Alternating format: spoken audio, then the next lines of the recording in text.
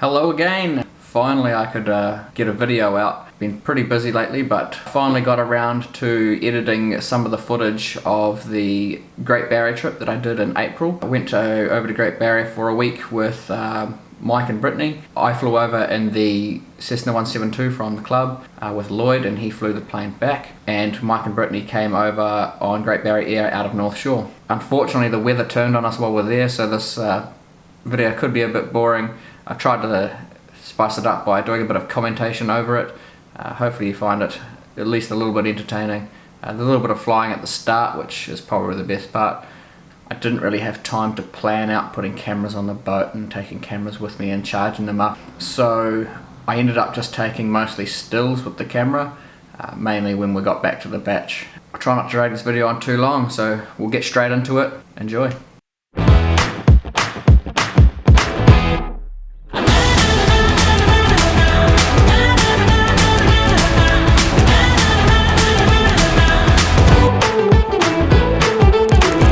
Alrighty, let's rip this in the guts. Get the engine started with a quick full throttle to idle. It was being a bit of a bitch. Wind was 25 knots coming straight up the runway as we took off here out of Whenuapai. If you have a look at the windsock out of the back of the wing there. And then a smooth takeoff there. And we followed the runway heading to the end. Did a left turn and followed a heading of 030 all the way up to Great Barrier. And then we joined Great Barrier via Blind Bay. Brakes are off. Landing modes on, undercarriage is down locked. Good indication. Fixture is set full rich. Fuel is set both. Hatches and harnesses I'm secure on the left. Yep, secure on the right. Couple of downwind checks there. I always love to say undercarriage is down locked with a good indication, because you can just look out the window and it's always down because they're fixed landing gear. Ground speed 28 knots. I'll take a photo of that, that's classic, mate. And coming on final here. Started to get a bit gusty with the trees. Here's our bumps. Yeah. Trying to line back up on the centre line.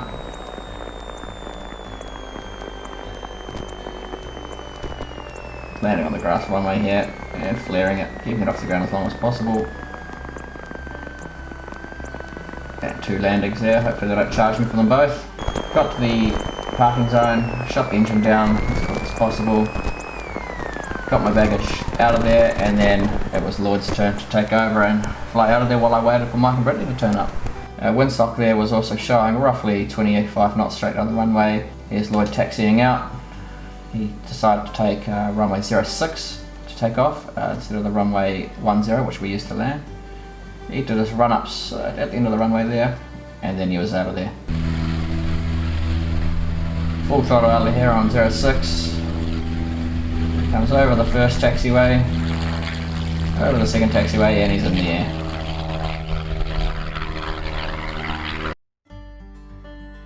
Now I had to wait for Mike and Brittany to come in. The Barrier Air flew overhead and then lined up for runway 10. Coming in behind the trees, and they were on the ground way early. Looks like they avoided using brakes and just used the engine to slow them down.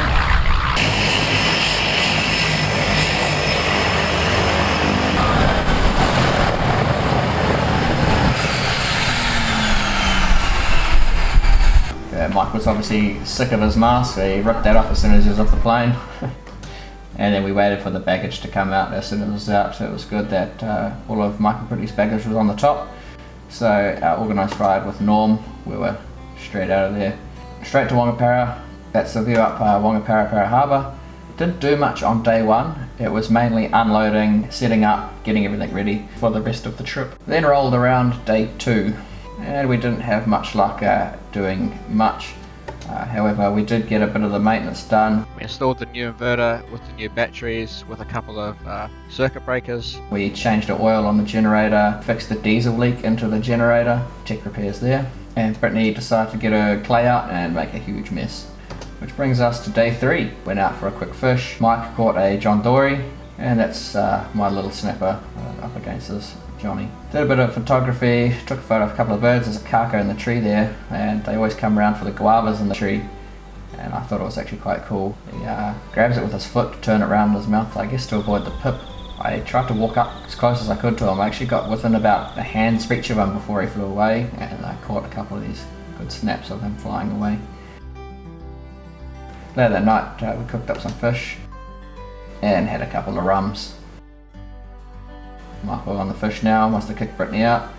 And this photo is actually, you couldn't even see the houses, you could only see the lights on, so we did a bit of night photography and to see how they'd turn out. Day 4, not much happened on, what the hell did we do at day 4? Got on the rums. Day 5, yeah, day 5 was pretty miserable as well. Pouring down, it's the highest I've ever seen the water in the harbour. Once it stopped raining, I actually went for a quick walk to see what the damage had been done. And the river down the road was overflowing. It was higher than I've ever seen it before, for a quick photo from the shanty. And then a little later that day, the blue sky came out, and it was the most blue sky that we had seen our entire trip, so had to take a couple of photos of that.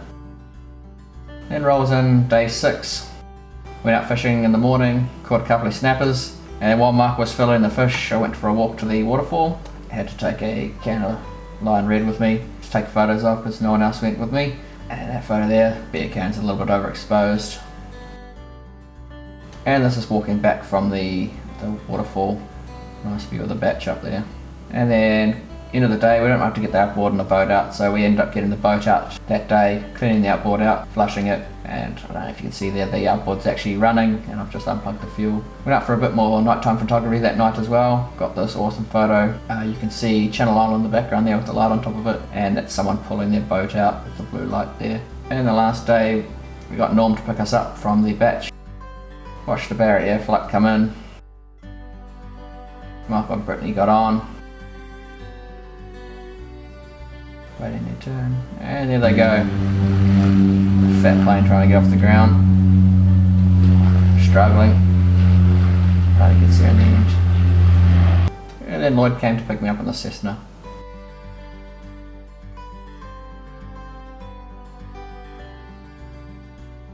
Unfortunately, due to the weather, I didn't get any footage of the takeoff or anything. I didn't have time to set up any cameras or take any photos. Pretty much, Lloyd turned up, stopped the engine, I loaded all the stuff in, got in the plane and got out of there because the weather was just getting worse the later that in the day it got. Hope you enjoyed the video. As always, if you liked it, hit that thumbs up, subscribe if you want to see more videos like this, and leave a comment below letting me know what you think. See you in the next one.